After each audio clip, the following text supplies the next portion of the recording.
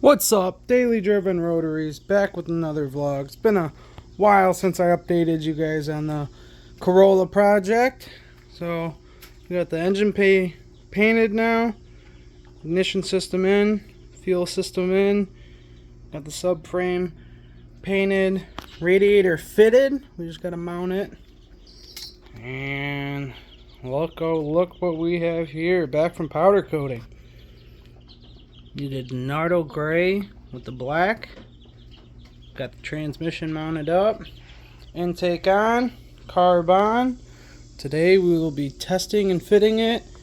And we still have to do the exhaust system on it.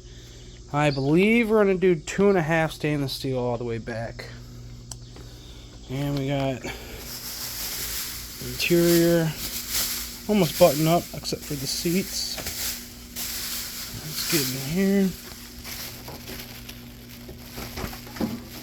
And we got red interior with the MSD ignition boxes mounted up. Once we get the engine installed, we can run the rest of the wires in there. It is coming along pretty good, I'd say. And then this one, we're still waiting on parts. Still waiting for the rear end. Oh, this one's been here a little bit, but it's hard to find parts for this one. Let's see. This one we're fixing up some vacuum lines. It starts, it idles, it idles really high, and as soon as you turn it down, it just bogs down and shuts down. So this one's all original. Just gotta find some vacuum leaks that are leaking and put new brake pads, rotors on it, get it back on the road. This one only has 100,000 miles on it. The engine only has 70,000 on it. And then here we are with the turbo 2. All this one's waiting for is a new carburetor. Everything else is done, brand new. We got the first start, but it definitely just needs a new carb. So looking for a 750, something that's capable of holding up this turbo kit. So once we get that, then this one will be ready to be on the road for the first time about, I don't even know, 4 or 5 years. And then ERS, I don't know if you guys seen this one in the background, but is getting a new transmission and a new steering rack. And the steering rack alone cost $3,000 from Ford. This is the newest Toyota Corona. Bought this for $1,000. Guy says doesn't run, hasn't driven in forever. Cleaned the carb up, got a new distributor, cap rotor for it. Just a new battery.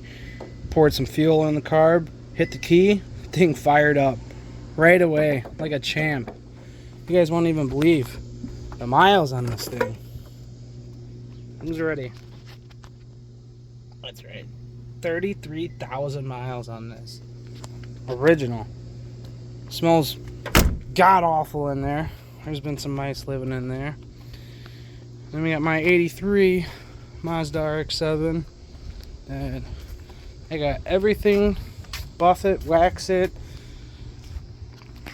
Bring this paint back to life. You can see up here it definitely needs it on the roof, but we're just gonna do the whole car. And then today I am fixing the rear end leak, which is pretty bad. I did the fill plug yesterday, went to a car show, and the drain plug is just pissing rear end fluid. So I'll get that dialed in today, and that should be all the leaks. I just fixed the brake fluid leak. Master was leaking, changed that. No brake fluid leak, and then the rear end decides to leak. So you know how it goes. You fix one thing and something else is like, hey, I need attention too. And then we still got the wagon, Mazda G GCL wagon. These are very rare. This is actually the first one I've ever seen. We got a 13B for it, turbo, but this one's kind of on the back burner. I'm gonna get the 2 customer cars, you know, going up and then running. These are both actually the same customer. He loves Nardo Gray, if you couldn't tell. This one is a 80 model, and this one's a 79 model. So, the Nardo Gray, my favorite paint color. Looks amazing. They both were painted by the same paint shop. And like I said, this one, we got most of everything. We're still waiting for the rear end to be cut, fitted, the drive shaft.